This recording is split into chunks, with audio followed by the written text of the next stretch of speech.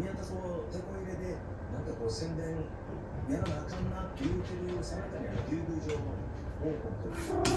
大なプロジェクトがありますので、その宮田さんの中宮田の宣伝所をまだ入れていただいたんですけども、そこにちょっと悔やまれる部分があるんですけども、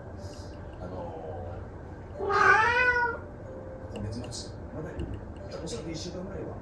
来れますので、ぜひ皆さん来てください。はい。いろんな五反田の宮田でしか食べれないようなメニュー